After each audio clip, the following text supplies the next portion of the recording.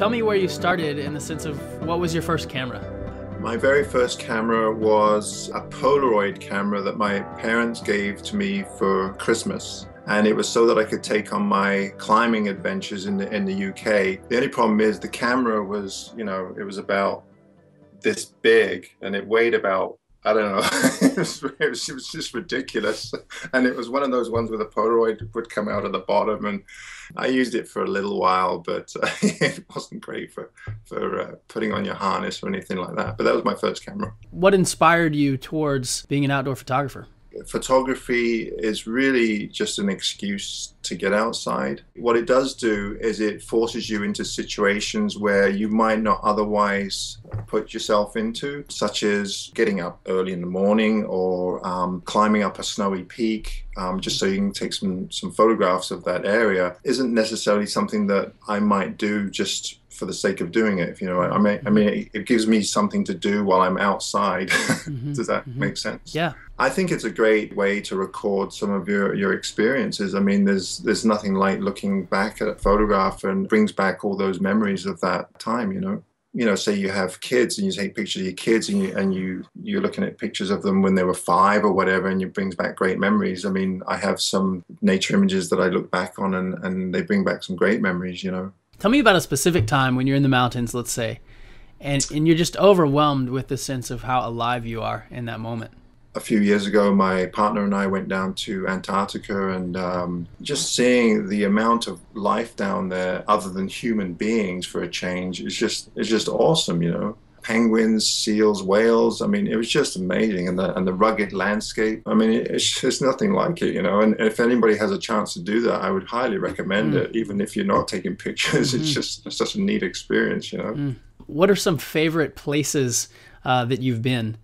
The enchantments in Washington State is definitely up there as one of my top locations for photography. There's wonderful tarns, little lakes surrounded by large trees that in the fall turn yellow. You're surrounded by granite peaks. So just the contrast between the lakes and the yellow trees and the mountains. I mean, it's just gorgeous. And then now and then you'll get mountain goats. I was chased by mountain goats. It was quite funny. I was up there with a couple of other fellas, and they were laughing hysterically because I was running and there's this mountain goat running after me around the rocks and stuff. But, it's experiences like that. It's just, it makes it all worthwhile, What would be a huge highlight while you're in the wilderness?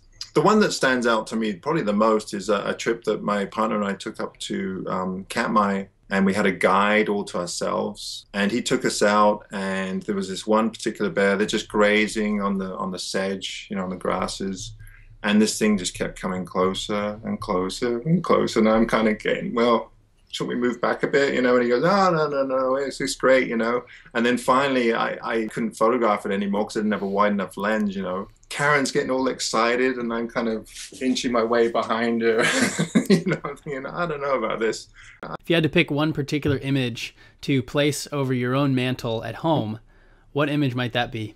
Well, actually, we have one of my images over my mantle, and so we went down to an instance, and basically it's just an island in the middle of nowhere at the very southern tip of the Queen Charlotte Islands. There's these totems there, and it's just in the middle of nowhere. It's not a great photograph. I didn't have great light or anything, but it's something that meant a lot to Karen, so we got it hanging over the mantle.